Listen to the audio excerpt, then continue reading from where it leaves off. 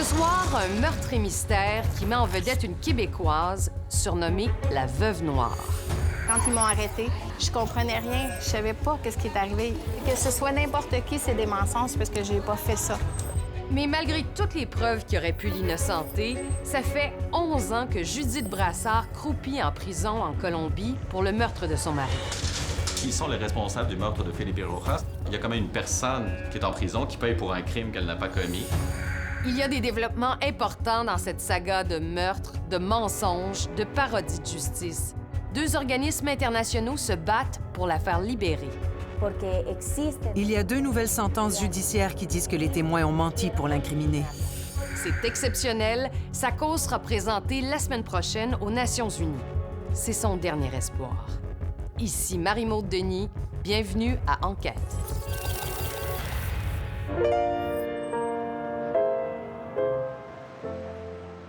Québec, le 26 mai 1993.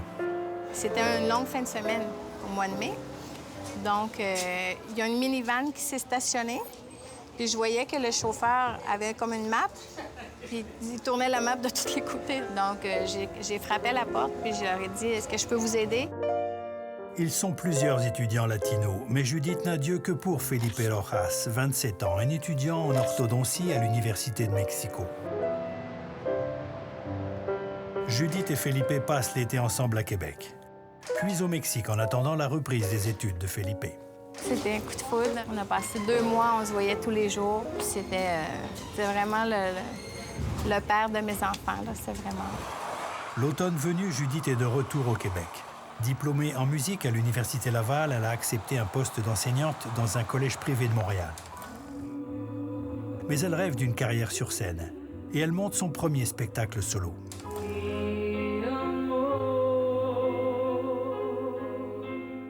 Même de loin, l'intense roman d'amour avec Felipe continue. Elle remet en cause son projet de carrière. Hi, baby. We are the 26th of December, and it's very cold in Quebec now. On a été séparés physiquement. Dans ce temps-là, l'Internet, c'était pas pour tout le monde. Ouais. Donc, c'était téléphone, lettres. Puis, à un moment donné, on a dit, bon, c'est fini ou on se marie. Le mariage a lieu à la chapelle Notre-Dame de la Victoire à Québec le 6 août 1994.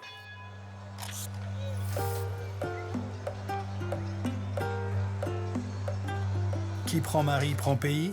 Quelques semaines plus tard, Judith entame une nouvelle vie à Santa Marta, en Colombie, avec l'homme de sa vie, Felipe Rojas. Felipe, c'était l'amour de ma vie. Il traitait tout le monde égal.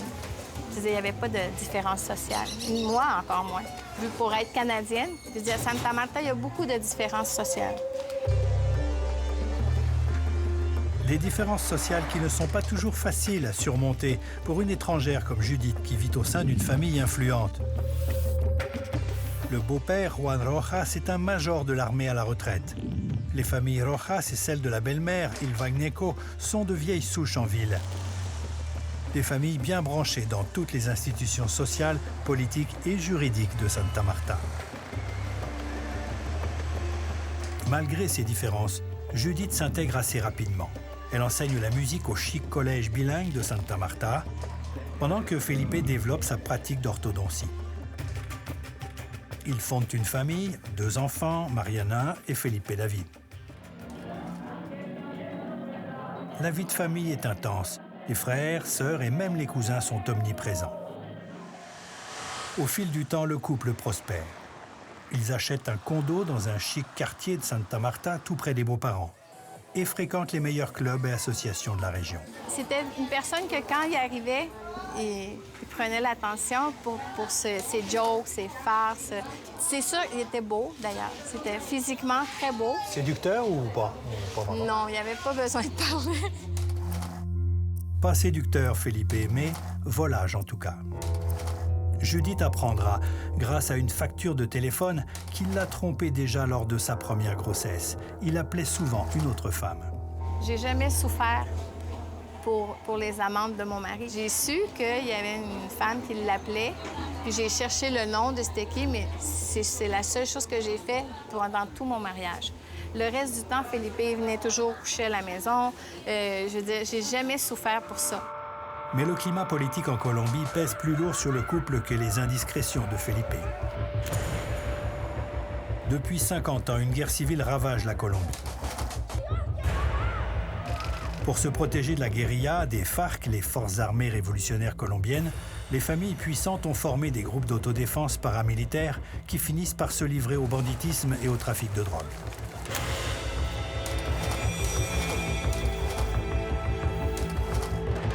Dans cette époque-là, il y avait beaucoup de pêche miraculeuse en Colombie. C'est-à-dire que si tu vas de Santa Marta à Barranquilla, ils peuvent t'arrêter, ils te kidnappent puis demandent de l'argent. Ça nous est jamais arrivé, mais c'était très courant dans les années 98, 99, 2000.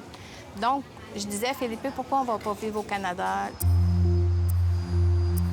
En juin 2001, Judith obtient un poste d'enseignante à Windsor. Felipe doit venir la rejoindre plus tard. Les enfants s'adaptent mal. Ça n'a pas marché. Raymond Brassard est à Windsor pour aider sa fille avec les enfants. Felipe aimait mieux qu'elle reste ici que de s'en retourner là-bas. Puis quand elle s'en retournait là-bas, ça l'a dérangé beaucoup, lui. Pourquoi? Vous savez pourquoi? Il y avait des amis de femmes en dehors du mariage.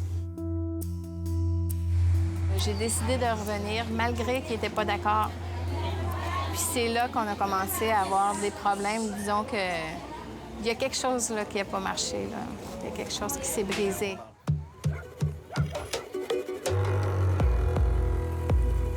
Judith reprend sa vie à Santa Marta. Elle retrouve son travail au collège bilingue.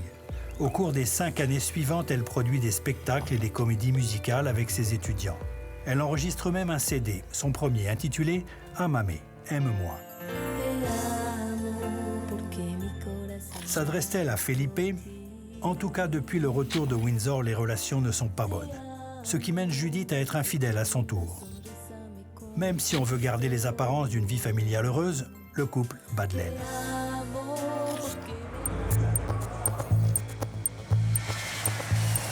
Juin 2006. Judith et les enfants quittent Santa Marta, prétextant des vacances au Québec. Rendue à Montréal, elle entame des procédures de divorce. Son avocate lui fait comprendre qu'il n'y a pas d'entente entre le Canada et la Colombie en ce qui concerne la séparation de biens familiaux. Judith se rend donc à Miami, où elle vide le compte de banque conjoint de ses 119 000 $ en imitant la signature de Felipe. Puis, elle appelle sa domestique, Catherine Pitre, à Santa Marta pour qu'elle lui envoie ses bijoux. À la fin août 2006, la Cour familiale du Québec annule l'union de Judith Brassard et de Felipe Rojas. Elle accorde à Judith la garde temporaire des enfants. Mais Felipe contre-attaque. Il accuse Judith d'enlèvement et demande le retour immédiat des enfants. Le tribunal lui donne gain de cause. Mariana, 11 ans, et Felipe David, 9 ans, sont colombiens. Ils doivent retourner dans leur pays. On dirait que quand j'ai su vraiment qu'il fallait que je retourne les enfants, j'ai dit hey, « Qu'est-ce que j'ai fait là? » Je suis juste partie dans mon pays, où est ma famille. C'est juste que je suis partie trop loin. Je suis partie au Canada, donc tout est devenu plus grave à cause de ça. Le 4 décembre, Judith confirme par courriel le retour des enfants en Colombie à la fin du mois. Puis, elle les dépose à l'école et se rend au travail au Collège Loyola.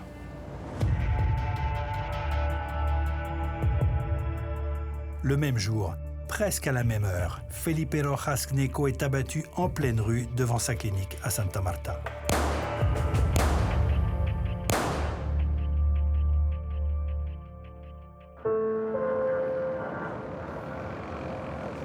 Judith décide de précipiter son retour pour la Colombie. C'est alors que Judith prend une autre décision qu'elle ne tardera pas à regretter. Donc, c'est là que j'ai décidé de rester en Colombie. Pas parce que c'était moi qui voulais ça. J'étais bien mieux avec ma famille dans mon pays, mais je l'ai fait comme un sacrifice. Donc, comme pour payer que j'avais fait quelque chose de pas correct, de séparer mes enfants de leur père. Puis en plus, il est décédé. Mais son père, Raymond Brassard, a un mauvais pressentiment. Je voulais pas qu'elle demeure là-bas à nouveau, parce qu'elle avait entrepris des procédures de divorce. Hein? Mais elle avait pas l'air de se méfier. Mais vous... Non, oh non, elle, là, c'est une bonne personne. Hein? Ça fait pas de mal à une mouche. Très vite après l'enterrement, selon Judith, son beau-frère José Rafael lui conseille de toucher les assurances-vie de 115 000 $ de Felipe.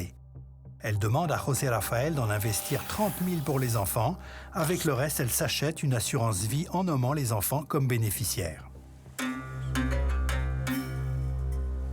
En décidant de rester vivre en Colombie, Judith est loin de se douter que ses actions de la dernière année, l'encaissement des assurances-vie, l'enlèvement de ses enfants, la récupération de ses bijoux et le retrait de l'argent à la banque de Miami, et même son infidélité, tout ça servirait d'argument plus tard pour la condamner.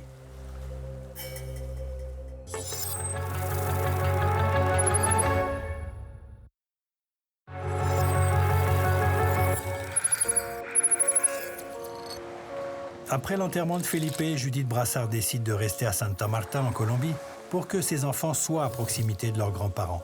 Mais l'ambiance n'est pas très agréable. C'était pas une mauvaise ambiance, mais c'était pas une bonne ambiance. Il y avait beaucoup de tristesse. Je veux dire, c'était tout le monde n'en revenait pas. Personne ne savait qu'est-ce qui s'était passé.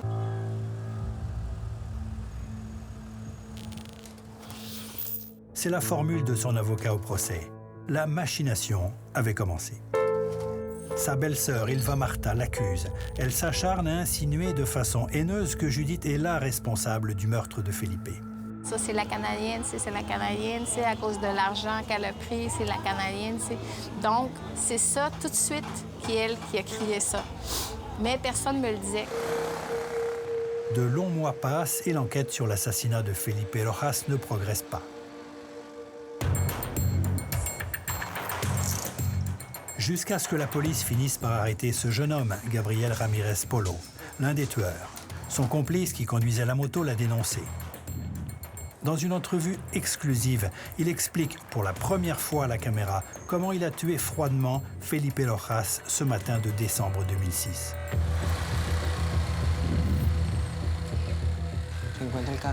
J'ai vu la voiture de M. Felipe et je me suis approché. Lorsqu'il s'apprêtait à monter dans la voiture, je me suis approché davantage. Et je l'ai tiré 3 fois.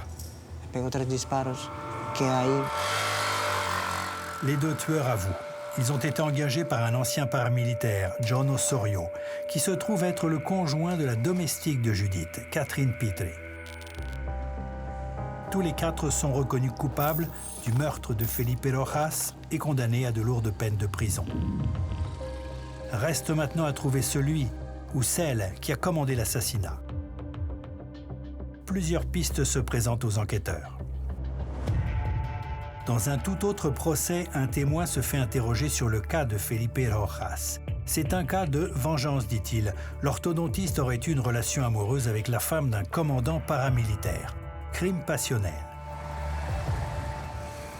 Mais le plus troublant encore, c'est la version, non corroborée, de l'un des tueurs, Ramirez Polo. Juan Miguel, il avait une camionnette blanche. C'est un chirurgien, un médecin.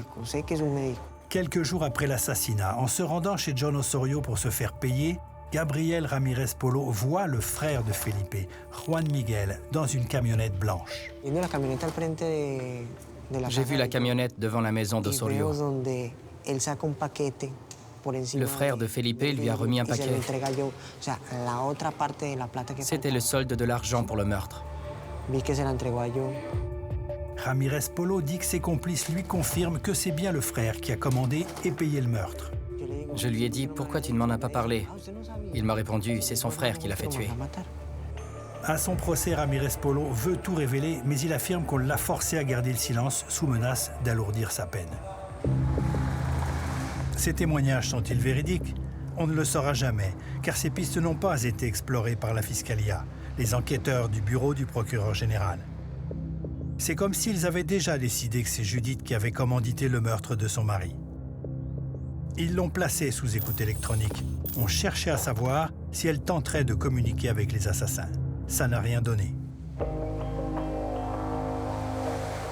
L'été 2008, Judith part en vacances au Canada avec les enfants. Elle sait qu'à son retour, elle est attendue pour une rencontre avec les enquêteurs. Elle est craintive. Ça lui fait peur, cette rencontre. Elle sent quelque chose Elle n'avait pas le goût d'y retourner. Mais elle aurait pu rester ici. Elle aurait pu. Est-ce qu'elle aurait dû rester ici? Oui, mais elle était seulement en vacances. À son retour, Judith se rend à la convocation des enquêteurs. Après l'avoir nié lors de l'enquête préliminaire, elle avoue avoir falsifié la signature de son mari pour retirer l'argent du compte de banque de Miami. On lui demande si elle soupçonne quelqu'un du meurtre de son mari et elle donne les noms qui courent sur toutes les lèvres à Santa Marta, sa domestique Catherine Pitre et son mari, le paramilitaire John Osorio. Le couple réagit, lui rendent l'appareil et l'accuse formellement de leur avoir commandé et payé le meurtre de son mari Felipe. Selon Osorio, Judith lui aurait donné l'ordre de tuer Felipe par téléphone pendant qu'elle était à l'extérieur du pays. Sur la foi de ces deux témoignages, Judith Brassard est arrêtée le 27 août 2008 pour le meurtre de son mari, Felipe Rojas. Quand ils m'ont arrêtée, je comprenais rien. Je savais pas qu'est-ce qui est arrivé. Ils ont dit non, il y a quelqu'un qui a fait un témoignage pour collaborer avec la justice. Bien, j'ai dit que ce soit n'importe qui, c'est des mensonges parce que j'ai pas fait ça. Au retour, le procès de Judith Brassard va commencer. Préparez-vous au grand dérapage.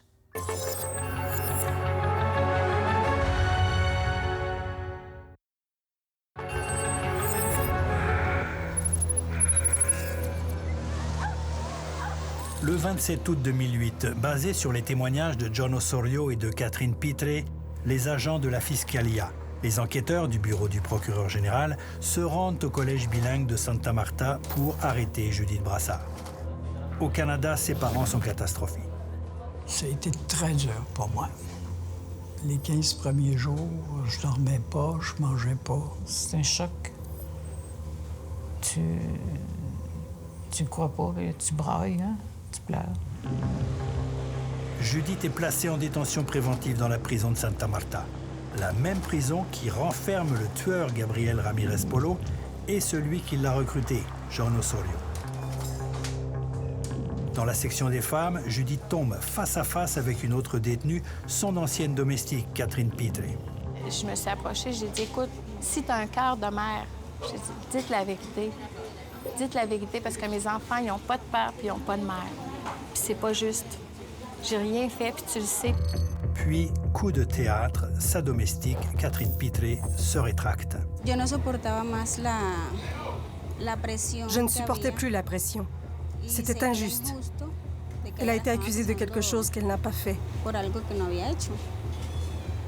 Et quand je me suis rendu compte des gestes d'Osorio, ça m'a fait mal de l'avoir en prison. À cause de nous. À cause de lui. John Osorio, qui n'a pas accepté de nous rencontrer, se rétracte également. Il affirme que Felipe a été tué parce qu'il blanchissait de l'argent relié au trafic de la drogue et qu'il devait 100 000 $ à des chefs paramilitaires.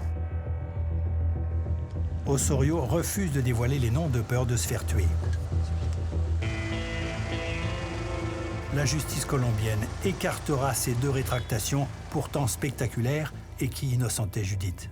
On n'a jamais cru qu'il y aurait un procès parce qu'il s'est rétracté, cet Osorio-là. Il dit, j'ai fait un faux témoignage, elle n'est pas coupable en rien. À ce moment-là, on a dit, bien, coudonc, c'est le bon sens, là. Ils vont la faire sortir, mais non. Avril 2009, début du procès de Judith Brassard à Santa Marta. La journaliste Ginette Lamarche de Radio-Canada parvient à lui arracher quelques paroles alors qu'elle se dirige vers la salle d'audience. Est-ce que vous avez l'impression que vous allez pouvoir avoir un procès juste et équitable? Je sais pas, parce qu'apparemment, le juge, c'est toujours bien en face de tout le monde, sauf que par en dessous, il y a beaucoup de choses d'influence de la famille. À l'extérieur, les amis de Judith manifestent, mais ils sont rapidement découragés. Hector Messa, un ami de Judith, accuse la famille d'intimidation. On sentait l'agression de la famille. Ils nous pointaient du doigt, comme ça.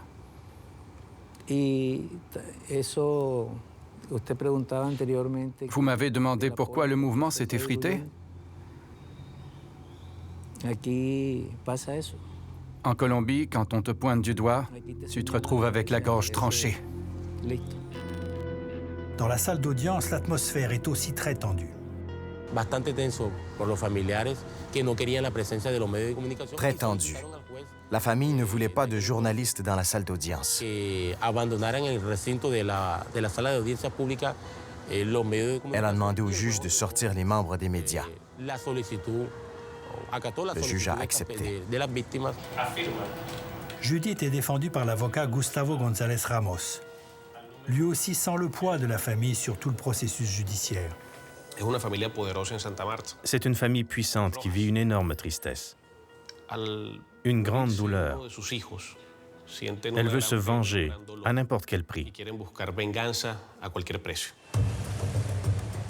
La stratégie du procureur repose sur le premier témoignage accusatoire de John Osorio. Osorio aurait proposé d'aider Judith avec ses problèmes de couple, en faisant peur à Felipe ou en l'éliminant, au choix. Cette rencontre aurait eu lieu à Santa Marta en juillet 2006. Sauf que Judith n'était plus à Santa Marta au mois de juillet. Osorio dit qu'il a accepté d'orchestrer l'assassinat de Felipe pour la somme de 4 000 $ après avoir parlé à Judith sur son cellulaire de la compagnie Hola alors qu'elle était à l'extérieur du pays. Sauf que le cellulaire colombien de Judith était resté à Santa Marta. Osorio dit qu'il a ordonné la mort de Felipe après avoir reçu le signal de Judith lorsqu'elle était au Panama. Judith n'a jamais mis les pieds au Panama. Ces incohérences ne semblent pas déranger les représentants de la justice colombienne. Pas plus que la démonstration par l'avocat de Judith qu'il n'y a eu aucune communication téléphonique entre Osorio et Judith. Preuve rejetée par le juge qui invoque une erreur de procédure.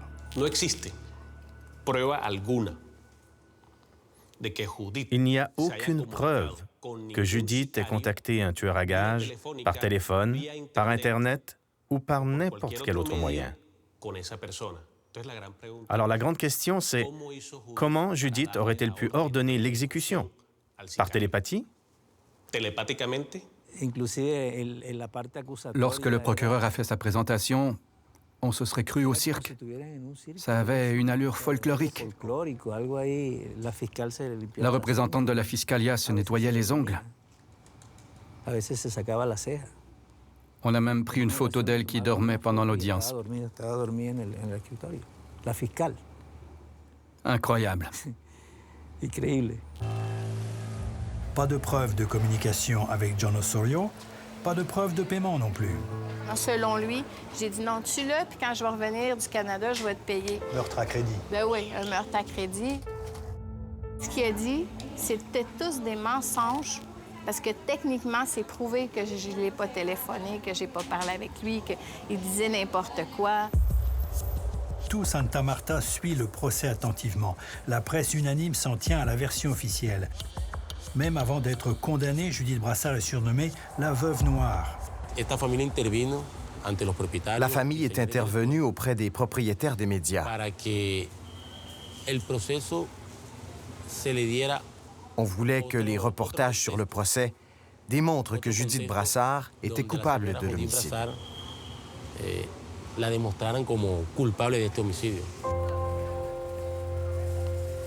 Preuves et témoignages rejetés. Expulsion des journalistes de la salle d'audience.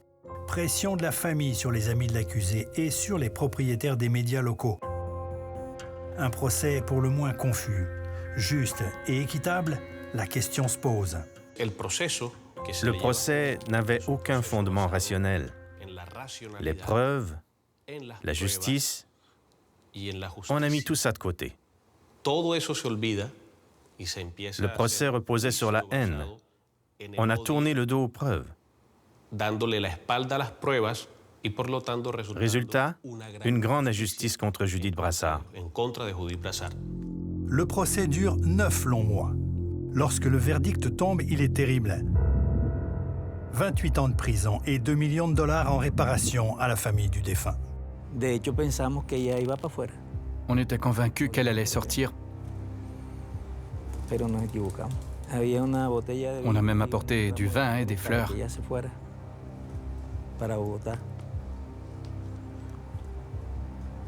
Et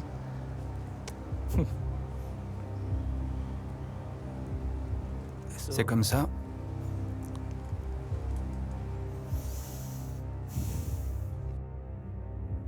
Judith accuse le coup difficilement. Est-ce que vous diriez que vous avez été piégé par la famille? Je sais pas. Est-ce que vous diriez que vous avez été piégé? Bien, piégé.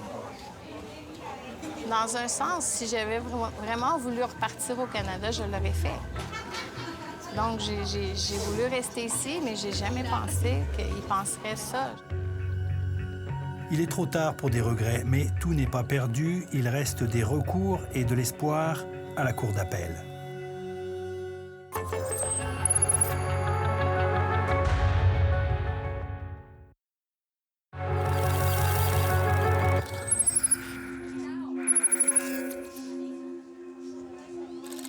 Judith est en prison depuis près de 6 ans, dans des conditions qui ne sont pas faciles. On est presque 140 femmes dans un endroit où il devrait y avoir 50.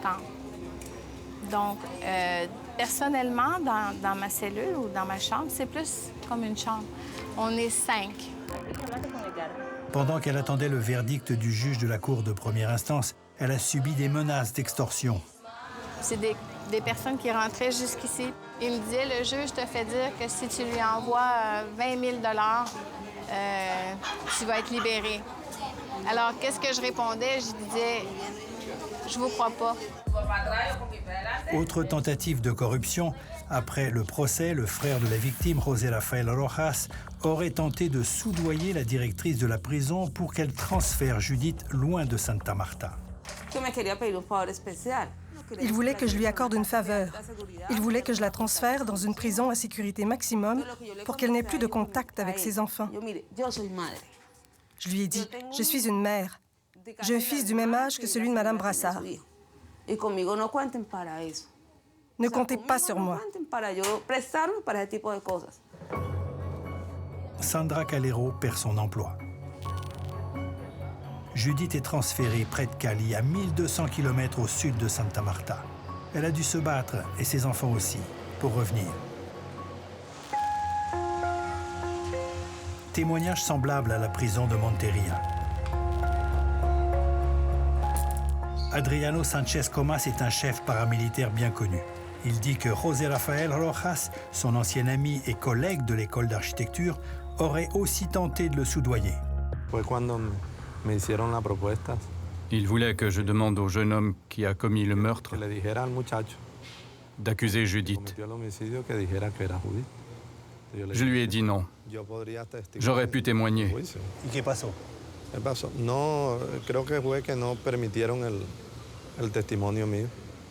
Le juge ne voulait pas. L'avocat de Judith voulait présenter mon témoignage comme preuve.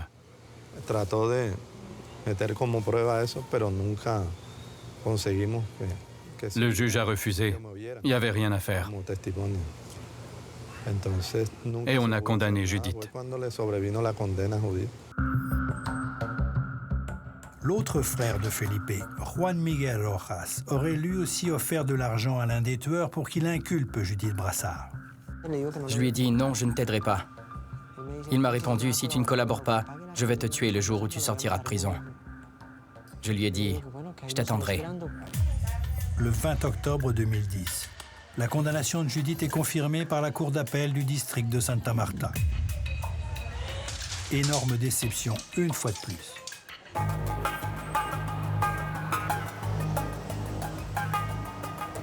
Bogota, le cœur du quartier historique. La Cour suprême s'apprête à réviser la cause de Judith Brassard. Le ministère public de la Colombie, c'est-à-dire l'ombudsman de la justice colombienne, donc l'État colombien lui-même, produit un document choc. Le ministère soulève l'absence totale de preuves matérielles. Il remet en cause la crédibilité accordée par le tribunal aux déclarations de John Osorio.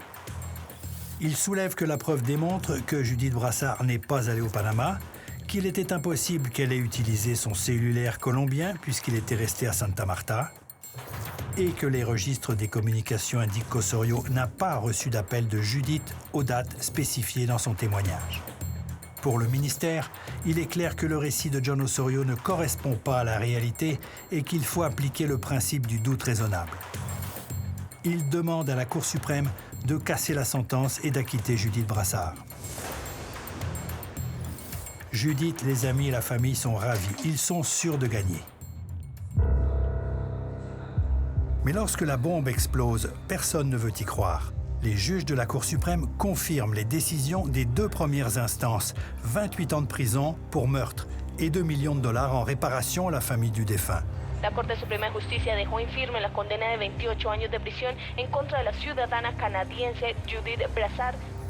Les juges disent que Judith était la seule personne qui a eu de sérieux problèmes avec la victime et qu'elle était la seule personne qui aurait pu bénéficier de sa mort.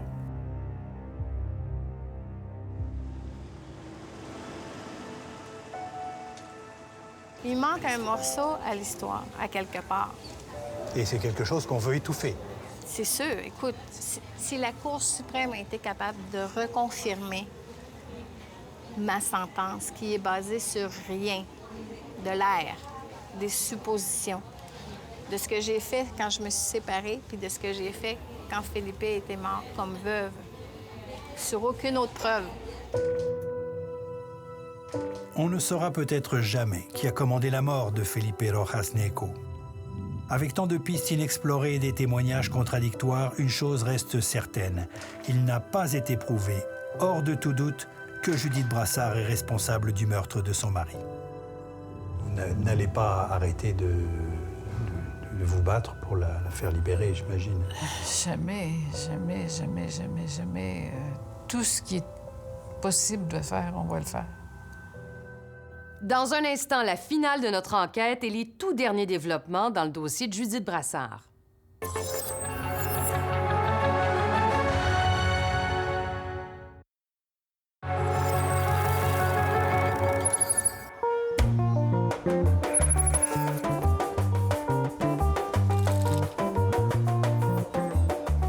Santa Marta n'a pas beaucoup changé depuis la diffusion de notre premier reportage en 2014. La vieille ville est encore pleine de charme, mais elle reste surtout la prison de Judith Brassard. Après 11 ans derrière les barreaux, Judith Brassard continue à se battre pour démontrer son innocence et retrouver sa liberté. Même si sa condamnation est aujourd'hui chose jugée, c'est-à-dire en principe sans recours possible. Ici, la vie suit son cours et tout semble indiquer que l'histoire de la veuve noire canadienne est passée aux oubliettes. En tout cas pour le grand public. Par contre, devant la justice, le cas de Judith Brassard est plus vivant que jamais parce qu'elle n'est plus toute seule. 2 organisations internationales travaillent avec acharnement pour trouver des preuves extraordinaires qui permettraient de réviser la sentence et renverser la condamnation. L'important, c'est la libération de Judith, mais aussi de démontrer son innocence. David Berthet est le directeur d'Envero, un organisme canadien qui travaille dans plusieurs pays pour démasquer les faux témoins et faire dérailler les procès montés de toutes pièces. On a un changement de perspective qu'on essaie d'évaluer parce que c'est pas fini là, ce recours-là. On a émis de nouveaux arguments pour demander à la Cour suprême de reconsidérer sa décision. Les autres défenseurs de Judith Brassard sont en Colombie et ils sont aussi convaincus qu'elle a été la victime d'un coup monté, qu'elle est un bouc émissaire. Nous croyons que dans ce procès, il y a eu une fraude. Et cela est une grave violation des droits de la personne. Lorena Leal, une avocate colombienne, dirige l'ONG Fond de Justicia y Verdad. Elle assure que Judith Brassard a été victime de ce qu'elle appelle la fabrication de coupables. Oui, je crois qu'elle est innocente. Il y a 2 nouvelles sentences judiciaires qui disent que les témoins ont menti pour l'incriminer. Ensemble, ces 2 organisations ont déjà fait tomber les 2 témoignages qui ont servi à condamner la Québécoise. Ils ont reconnu qu'ils avaient menti. Après enquête auprès de 23 personnes, le bureau du procureur de la Colombie a accepté les arguments des 2 ONG et a présenté devant 2 juges différents des accusations de faux témoignages et de fraude de procédure à l'encontre de Catherine Pitre et de John Osorio, les uniques témoins de l'accusation contre Judith Brassard. Ces 2 faux témoins ont été reconnus comme faux témoins, condamnés comme faux témoins. Dans sa décision, le juge considère que la version de John Osorio était contradictoire et inconsistante et que les déclarations contre Judith Brassard n'étaient pas crédibles. Mais le magistrat va encore plus loin, en assurant que la justice n'aurait jamais dû condamner la Canadienne à cause de l'existence d'un doute raisonnable. Finalement, avant de condamner les faux témoins, le juge soutient que leurs déclarations ont entraîné la condamnation d'une personne innocente. Effectivement, ces faux témoignages ont incriminé une innocente qui paie pour quelque chose qu'elle n'a pas fait. Les 2 faux témoins ont reconnu les faits et ils ont été condamnés. Responsable de la comisión de los punibles de falso testimonio y fraude procesal. John Osorio, qui a donné au moins 7 versions différentes des faits et qui est aussi l'organisateur du meurtre, a écopé d'une sentence de 10 ans.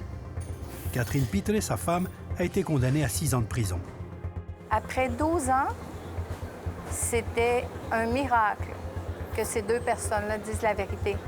C'était vraiment un miracle qu'ils acceptent leur faute, qu'ils acceptent de dire « on a fait un faux témoignage, c'est pas vrai, elle avait rien à voir là-dedans ». Enfin, une bonne nouvelle pour Judith Brassard. Nous l'avons rencontrée il y a quelques semaines, juste après ses sentences. La Québécoise a aujourd'hui la possibilité de sortir temporairement de sa cellule. C'est une permission que je peux sortir 3 jours par mois, sans vigilance, mais il faut que je retourne. Je suis toujours dans la nature, c'est certain. Je ne veux pas être enfermée. Judith Brassard est convaincue que c'est grâce aux enquêteurs et aux avocats des organisations canadiennes et colombiennes des droits de la personne que sa vérité commence à émerger. Finalement, aujourd'hui, mon innocence a été prouvée. Mais les tribunaux colombiens ne sont pas encore rendus là. Et la Canadienne est consciente du fait que sa libération définitive n'est pas pour demain. J'ai peur que ça prenne encore des mois, des mois.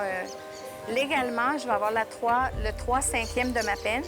J'aurai droit à la liberté conditionnelle à partir du mois de décembre cette année. Mais avec la révision, j'aimerais beaucoup que ce soit avant et que vraiment je sois innocentée. Un autre élément vient réconforter la Québécoise et ses espoirs de voir la justice réviser sa condamnation. Presque au même moment que les sentences contre les faux témoins sont prononcées, un scandale de corruption frappe de plein fouet la justice colombienne. La Comisión de Acusaciones de la Cámara acusó formalmente por 3 delitos al ex magistrado Leonidas Bustos. Leonidas Bustos, ancien juge en chef de la Cour suprême de justice, est accusé d'avoir organisé et dirigé un cartel judiciaire, le cartel des toges, qui vendrait des sentences de la Cour suprême aux plus offrants. Ce qui est incroyable, c'est qu'il s'agit du juge qui a confirmé la sentence contre Judith Brassard. Difficile de savoir si le cas de la Canadienne a fait partie de ces tractations douteuses. Ironie de la vie, selon les médias et des politiciens colombiens, l'ex-magistrat Leonidas Bustos serait au Canada, où il voudrait demander l'asile politique. Il se cacherait ici pour éviter son procès. Nous ne sommes pas encore parvenus à le retrouver. La Corte Suprema de Justicia había confirmado la sentencia de la señora Judith Brassard. Les défenseurs de Judith Brassard croient que la justice n'a pas fait son travail à l'époque où elle a été condamnée. Alors ils ont mené leur propre enquête. Selon leurs conclusions, les vrais coupables du meurtre de Felipe Rojas n'ont jamais été inquiétés par la justice. Ils insistent, il faut rouvrir l'enquête pour trouver les vrais coupables. Il y a toujours une personne qui n'a pas été l'objet d'une enquête. C'est la personne qui aurait véritablement commandité l'assassinat.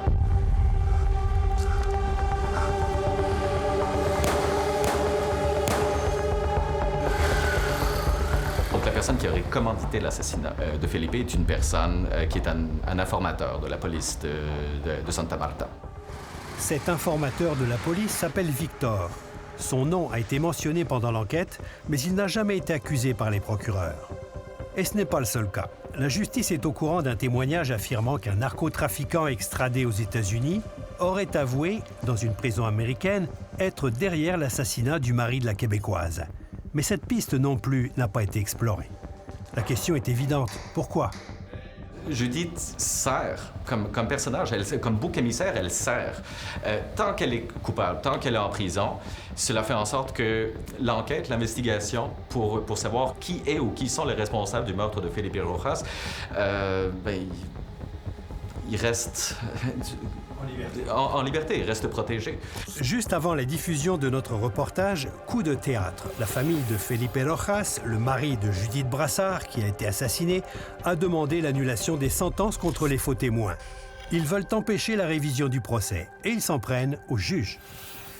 Dans un avis juridique, l'avocat de la famille assure qu'il n'y a jamais eu de faux témoignages et que ces sentences sont le résultat de la mauvaise foi, de l'ignorance ou de la naïveté des juges. Mais il ne reste pas là. Il affirme que ces jugements n'ont qu'un seul objectif, rouvrir le procès de Judith Brassard. Et enfin que la sentence nuit aux intérêts de la famille de la victime parce qu'elle affirme que Judith Brassard n'aurait pas dû être condamnée. Et la Cour suprême leur a donné raison. Judith doit rester en prison. Selon elle, il n'y a pas d'éléments suffisants pour annuler la sentence de Judith Brassard, ni pour rouvrir l'enquête sur l'assassinat de son mari. Ces actions de la famille devant la justice n'aident pas à trouver la vérité, ni à élucider ce qui s'est vraiment passé. Au contraire, ça vient mettre des bâtons dans les roues pour causer un préjudice à Judith, qui reste en prison. Autrement dit, pour la Cour suprême colombienne, il n'y avait que la Canadienne qui pouvait profiter de la mort de son mari, et cela fait d'elle la responsable la plus plausible. Devant cet acharnement contre Judith Brassard, en dépit des démonstrations de doute raisonnable et de présomption d'innocence, ses défenseurs ont décidé de jouer le tout pour le tout. La semaine prochaine, son cas sera présenté devant le groupe de détention arbitraire du Conseil des droits de l'homme des Nations unies. Ils espèrent qu'une décision favorable des Nations unies aura un poids décisif pour forcer la justice colombienne à réviser le cas de la Canadienne. Il y a quand même une personne qui est en prison, qui paye pour un crime qu'elle n'a pas commis, qui a été séparée de sa famille, de ses enfants, de ses parents qui sont ici. Judith Brassard devra donc encore être patiente. Son dernier espoir repose entre les mains de la communauté internationale. En attendant, après chaque permis de sortie, elle doit se résoudre encore et encore à frapper à cette porte de prison où elle ne voudrait jamais retourner.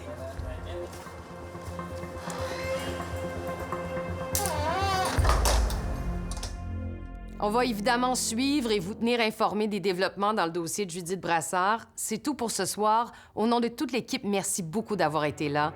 Revenez-nous la semaine prochaine pour une autre enquête.